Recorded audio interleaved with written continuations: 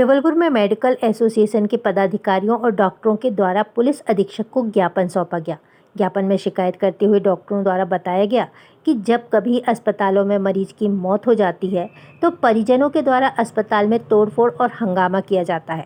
साथ डॉक्टरों पर लापरवाही के आरोप लगाए जाते हैं, जिसे लेकर ऐसी घटनाओं को रोकने के लिए पुलिस अधीक्षक को ज्ञापन सौंपकर सख्त कार्रवाई करने के लिए पुलिस से निवेदन किया गया। हम लोग अभी जो एसपी साहब को प्रतिवेदन देने आए थे अपने सोसाइटी के माध्यम से, इंडियन मेडिकल एसोसिएशन जो डॉक्टर की एकमात्र संस्था है, ये जो दिन रात आजकल जो देखा जा रहा है कि हॉस्पिटल्स, खासतौर से प्राइवेट इवन सरकारी अस्पतालों में मरीजों और उनके परिजनों द्वारा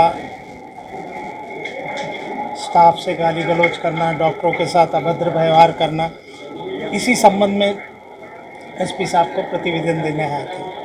अभी रिसेंटली मेरे स्वयं के हॉस्पिटल में ये घटना हुई।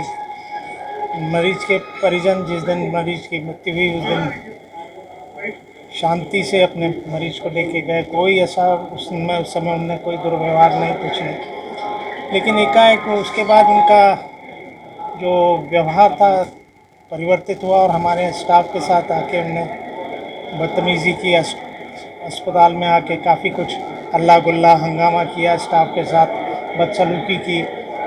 और ये सब देखते हुए हमने उचित समझा कि हम लोग एसपी को अपना प्रतिवेदन दें और अपनी तकलीफ़ों से अवगत कराएं। मिलने का पर्पज़ यही था कि उनको अपनी तकलीफ़ें, जो हम आए दिन सीरियस मरीजों के इलाज में जो हम लोग को सुविधा बरतनी पड़ती है, उसके बावजूद, उतना समय देने के बावजूद ये सब चीज़ें हम लोग को फेस करना पड़ती है। इसी संबंध में हम एसपी साहब से मिलने आए थे और हमारा जो संघ है इंडियन मेडिकल एसोसिएशन, एसपी साहब को इसी विषय में प्रतिवेदन दिया है। काफ़ी गंभीर मुद्दा उभरता जा रहा था।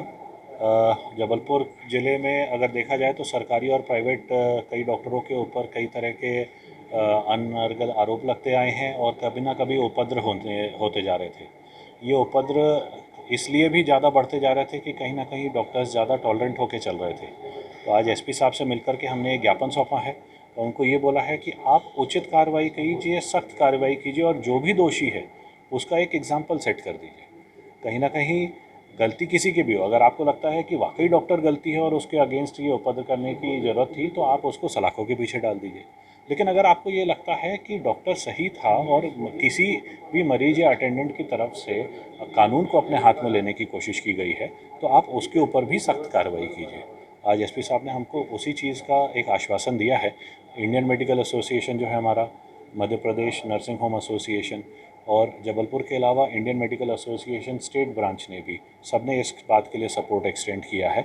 और आश्चर्य की बात यह है कि पहले ये कहीं ना कहीं प्राइवेट हॉस्पिटल से पैसों की लूट के लिए ही किया जाता था। अब सरकारी हॉस्पिटल में भी कुछ छुटभैया नेता टाइप जाकर के वहाँ पे उपद्रव मचाने की ऐसी कोशिश करते हैं। खुद के पता नहीं किस किस तरह के ऐसे जो पद एग्जिस्ट भी नहीं करते, ऐसा नाम बता करके उपद्रव मचा के सिर्फ अपना नाम कमाने की कोशिश कर रहे हैं।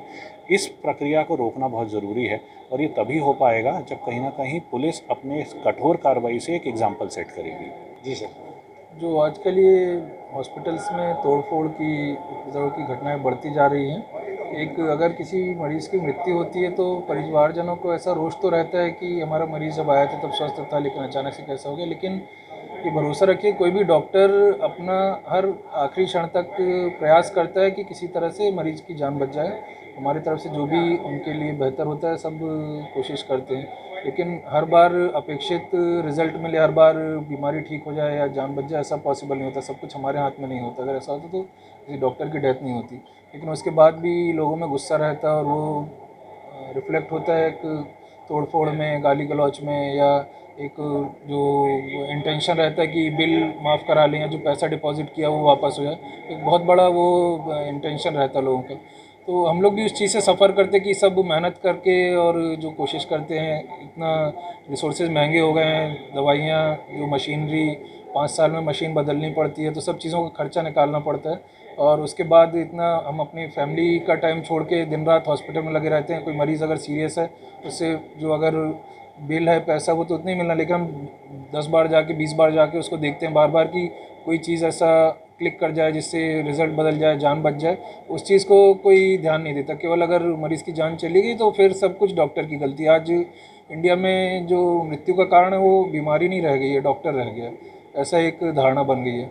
जबकि हम अपनी तरफ से पूरा कोशिश करते हैं कि सब अच्छा हो, सब बेस्ट हो, जो रिसोर्सेज जो दवाइयाँ सब लेटेस्ट यूज़ करते हैं, लेकिन ये चीज़ें नहीं हो पा रही। तो उसी के लिए हम चाहते हैं कि प्रशासन भी हमारा सहयोग करे और जो ऐसी घटनाएं हो रही हैं उन्हें रोका जा सके। आज मेडिकल एसोसिएशन के पदाधिकारी और डॉक्टर्स आए थे और ऐसा देखने में आया है कि कुछ अस्पतालों में जब इलाज के दौरान किसी व्यक्ति की मृत्यु होती है तो उसके परिजन और कुछ अन्य लोग आके हॉस्पिटल की जो एडमिनिस्ट्रेशन है उन्हें परेशान करते हैं। हमने मेडिकल एसोसिएशन ने शिकायत दी है और जांच के उपरांत सख्त कार्रवाई इसमें की जाएगी।